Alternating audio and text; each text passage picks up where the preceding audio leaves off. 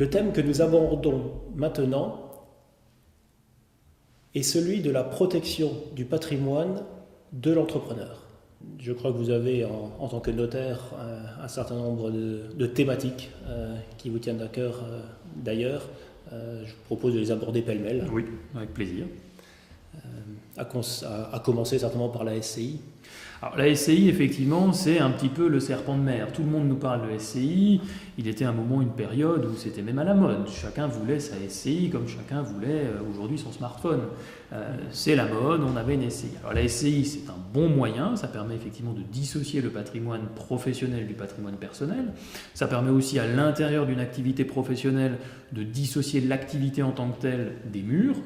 Une SCI qui serait propriétaire du patrimoine immobilier qui louerait à la SARL par exemple. Ce qui est plus simple en cas de cession par exemple. Tout à fait, on ne cède finalement que l'activité ou on ne cède que l'immeuble, ça permet d'avoir une flexibilité dans l'activité du professionnel. Mais la SCI a aussi un certain nombre de limites, c'est-à-dire que, évidemment, la résidence principale ne devrait par exemple pas se trouver logée dans une société civile immobilière. Ça commence à être un petit peu délicat. Pourquoi ? Parce que c'est la SCI qui va emprunter. Comment justifier que la SCI va pouvoir rembourser un crédit ? Et puis évidemment, c'est un aspect sans doute que vous connaissez très bien en tant qu'expert comptable, c'est cette création indirecte de comptes courants d'associés, finalement, puisque l'associé va venir abonder pour pouvoir rembourser l'emprunt, alors évidemment que la SCI n'a aucun revenu. Et que de toute façon, quand bien même elle aurait des revenus par le versement d'un loyer, le propriétaire se retrouverait à devoir payer des revenus fonciers pour l'acquisition de sa résidence principale qui appartient à la SCI. Donc là, évidemment, est une difficulté, et aussi parce qu'un bon nombre d'avantages fiscaux et civils sont rattachés à la résidence principale et tombent lorsque la résidence principale va être détenue par une société civile immobilière, notamment les abattements en matière d'ISF, de droit des successions et les avantages civils liés au droit. Je crois qu'il est rétabli au niveau de l'ISF. C'est possible, effectivement, autant pour moi. Et en fait, le fait d'abonder en compte courant pose un problème en cas de partage. Tout à fait.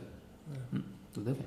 Le souci, évidemment, c'est que lorsqu'on va devoir partager, ou quand bien même, lorsque un des associés va décéder, il va y avoir une créance qu'il va falloir gérer, et la succession va se voir créancière de la société civile, et très souvent, cette créance, finalement, ne peut être éteinte que par la dissolution de la SCI ou par la revente du bien immobilier.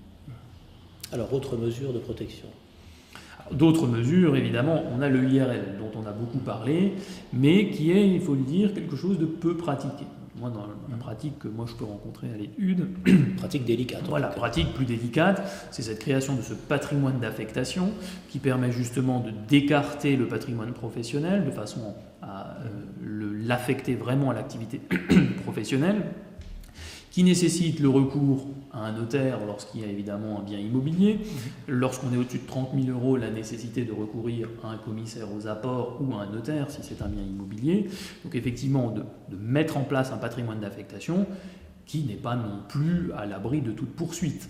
Le banquier qui va vouloir vous prêter et qui va accepter de prêter au jeune entrepreneur va évidemment vouloir prendre un certain nombre de garanties qui peut résider dans la prise d'une caution personnelle ou d'une caution solidaire de l'entrepreneur, qui peut effectivement le mettre dans une situation indélicate alors même qu'il aurait affecté une partie de son patrimoine à l'usage professionnel. Quel intérêt aujourd'hui au niveau de l'EIRL par rapport à l'entreprise individuelle classique depuis la loi Macron, qui permet de protéger l'intégralité du patrimoine Aujourd'hui, oui, c'est parfois un peu délicat, parce qu'on se dit ça va faire double emploi. Et le fait est que depuis la loi Macron, effectivement, l'avantage de l'EIRL, avec son régime fiscal particulier, finalement, aujourd'hui, fait que la déclaration d'insaisissabilité automatique semble un très bon élément. C'est vraiment quelque chose qu'on peut saluer dans la pratique, vraiment une protection de l'entrepreneur qui ne va pas mettre en jeu la chose sans doute qu'il a le plus cher, c'est sa résidence principale. Plus d'autres biens à titre privé. Plus d'autres biens à titre privé. À condition de faire une déclaration. Tout à fait. Mais il est clair que généralement, la résidence principale, on peut se faire éventuellement saisir une résidence secondaire. Je ne dis pas que ça ne va pas affecter l'entrepreneur,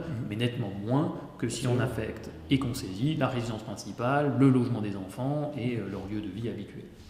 Donc pour vous, l'EIRL perd un petit peu de son intérêt ? Il perd un petit peu, effectivement, mais c'est un jugement purement personnel. Il y avait un avantage de pouvoir effectivement opter pour l'impôt sur les sociétés, mais aujourd'hui les fonds sont, je ne vais pas dire enfermés, ils peuvent être distribués, mais avec une ponction supplémentaire également de charges sociales, ce qui rend quand même cette un peu lourd, technicité tout à fait.